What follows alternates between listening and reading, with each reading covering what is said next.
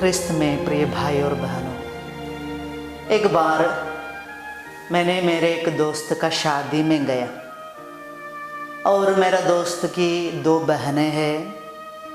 और जैसे मैंने उसका शादी में गए, ऐसे छुट्टी में गए थे तो शादी में गए, शादी में सब भाग लिए। तो फादर ने एक बात नोटिस किया, और शादी में मेरे दोस्त का, मेरे फ्रेंड के दोनों बहनें नहीं थी। तो ऐसे शादी का पार्टी सब हो गया और उसके बाद जैसे फादर अपना घर वापस आने के पहले उसको मिलने गए, दोस्त को मिलने गए, तो उसे पूछे कि आपका शादी में आपके दोनों बहनों को नहीं देखे, वो लोग कहाँ गए। तो मेरा दोस्त, मेरा फ्रेंड बताने लगे कि जब कुछ महीने पहले मेरा पापा हमारे ज़मीन का या बंटवारा किए, और हमारा तो आप जानते हैं फादर जी थोड़ा ही ज़मीन है और हमें अकेला बेटा और मेरी दोनों बहनें हैं। और जैसे मेरा ज़मीन का ऐसे बाद में वो मुझे मिलने वाला है, और मेरा पापा जैसे उसका बंटवारा किए तो मेरी दीदी लोगों को थोड़ा पैसा दिया, ज़मीन बांट के देने के लिए नहीं है इसलिए थोड़ा पैसा देकर उसका हिस्सा दिए। लेकिन मेरी बहन लोगों को जो मेरे पापा ने दिया वो लोगों को काफ़ी नहीं था, और मिलने का चक्कर में हमारे घर में ऐसे झगड़ा हुआ, लड़ाई हुआ, और मेरी दोनों बहन लोग ऐसे झगड़ा करके, लड़ाई करके, पापा से गुस्सा करके, मुझसे गुस्सा करके हमारे घर से ऐसे चला गया। अभी वो लोग अपने परिवार में ऐसे अपने पति बच्चों के साथ रहते हैं। उसके बाद वो घटना के बाद मेरी बहन लोग कभी घर में नहीं आए हैं। अभी मेरा शादी है, शादी में मैं मेरे पापा मम्मी के साथ जाके उन लोगों को निमंत्रण दिए, बुलाए और मेल करने के लिए गए, फिर भी वो लोग आने के लिए तैयार नहीं है।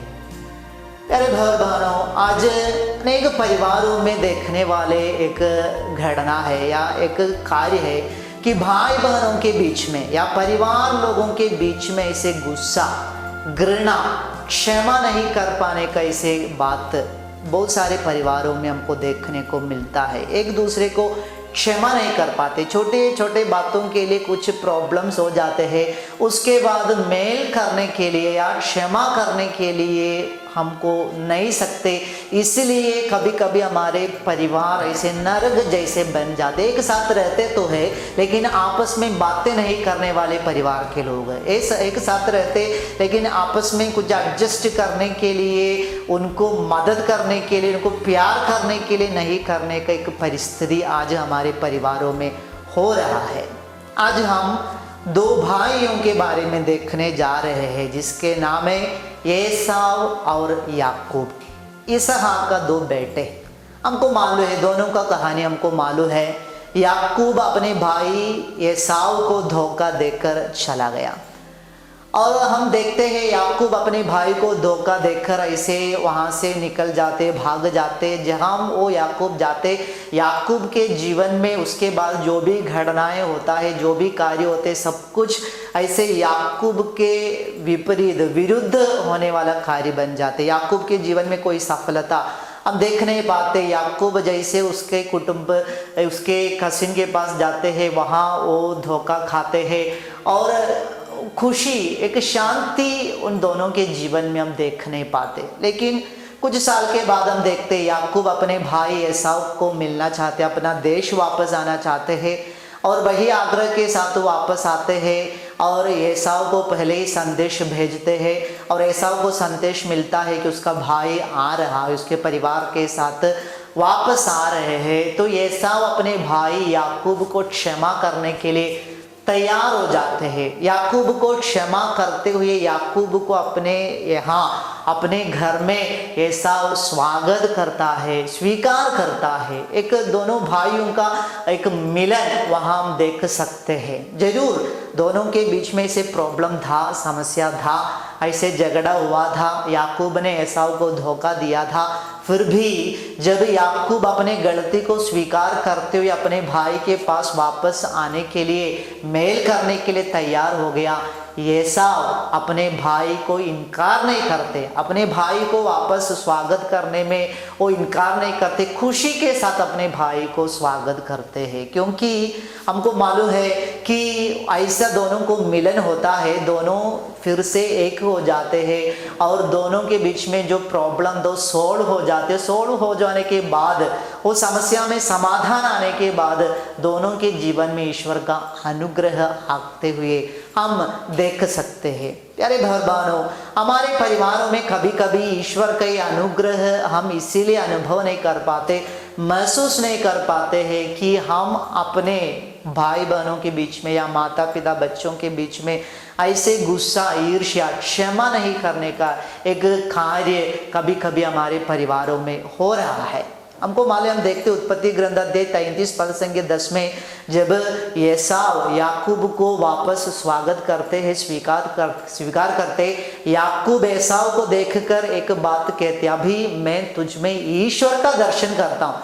ईश्वर के उपस्थिति अपने भाई द्वारा याकूब महसूस करते।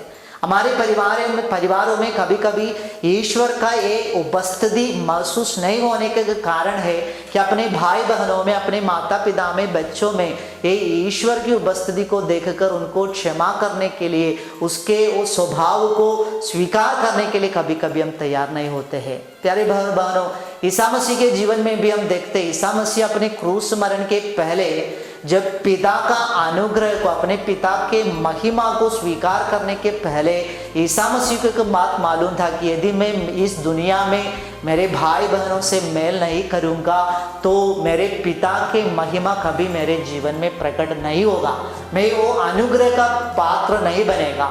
इसलिए लूकस के सुसमाचार अध्याय 23 पद संख्या 34 में अपने मृत्यु के पहले यीशु क्रूस पर अपने हाथ पसारते प्रार्थना करते, पिता इन्हें क्षमा कर क्योंकि नहीं जानते कि ये क्या कर रहे हैं। प्यारे भाई बहनों, ईसा मसीह का ये मनोभाव ईश्वर का अनुग्रह पाने के लिए हमारे जीवन में बहुत जरूरी है।